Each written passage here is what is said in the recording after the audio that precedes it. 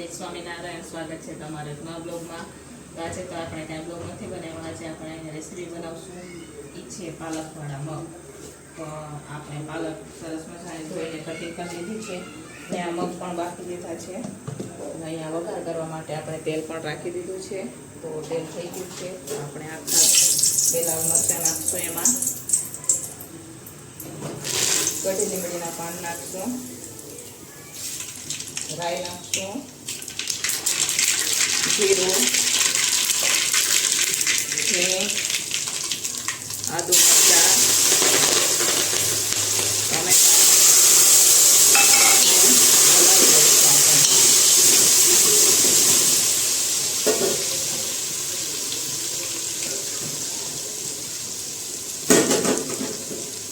હવે એમાં આપણે પાલક નાખશું.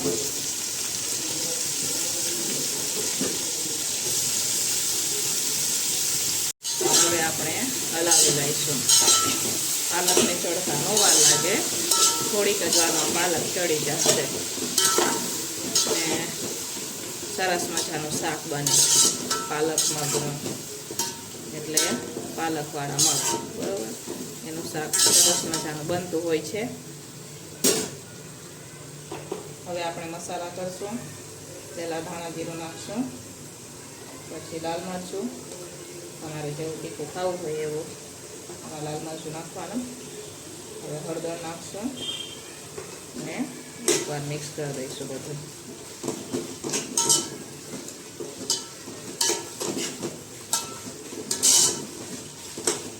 હવે આપણે એમાં મીઠું નાખશું.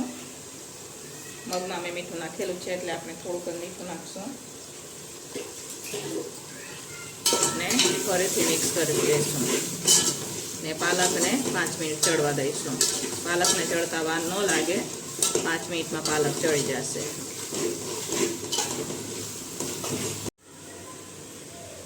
અમે દહીં લીધું છે, એમાં આપણે થોડોક એટલો ગરમ મસાલો નાખશું ને એને હલાવી લઈશું.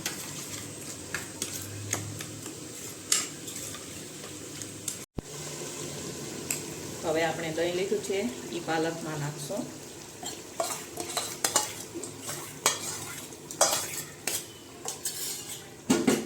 ને બધું મિક્સ કરી દઈશું. દહીં નાખો ત્યારે ગેસ હંમેશા ધીમો કરી દેવાનો, એટલે દહીં ફાટી ન જાય.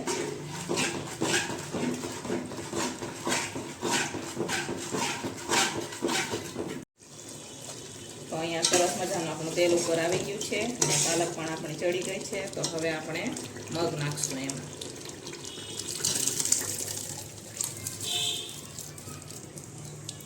હવે આપણે બધું એકવાર મિક્સ કરી દઈશું.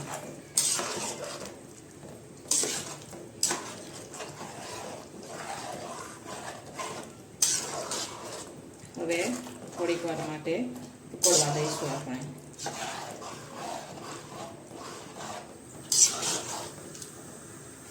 એમાં ઉકળી ગયા છે આપણા. ઉપરથી કસ્તુરી મેથી નાખશું. થોડીક એટલી કોથમીર આપણે પછી પણ નાખશું. એક વઘાર તૈયાર કરશું. આના માટે આપણે મગને આપણે ગેસ બંધ કરી દઈશું.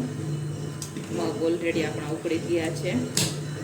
તેલ ગરમ થવા માટે રાખી દીધું છે. તેલ ગરમ થાય એટલે આપણે એમાં હિંગ નાખશું. તો તેલ આપણું ગરમ થઈ ગયું છે. ગેસ મેં બંધ કરી દીધો છે. હવે એમાં લાલ મરચું નાખશું આપણે. આ કાશ્મીરી લાલ મરચું છે. હવે આપણે મગ ઉપર નાખશું.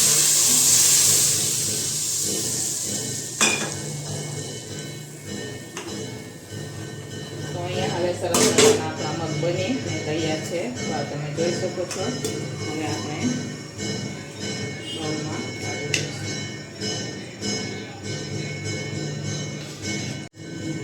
હવે આપણે ઉપરથી કોથમીર નાખશું.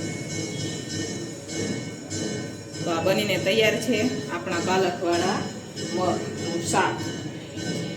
તમે જોઈ શકો છો. જોતા મોઢામાં પાણી આવી જાય એવા આપણે પાલકવાળા મગનું શાક બનીને તૈયાર છે. તો આજે અમે પૂરી બનાવી છે. તો પૂરી સાથે અમે લોકો દેવાના છે ટિફિનમાં. તો તમે પણ એકવાર મારી રીતના જરૂરથી બનાવજો. અને જો તમને અમારા વિડીયો ગમે તો લાઈક, શેર, સબસ્ક્રાઈબ કરી દેજો.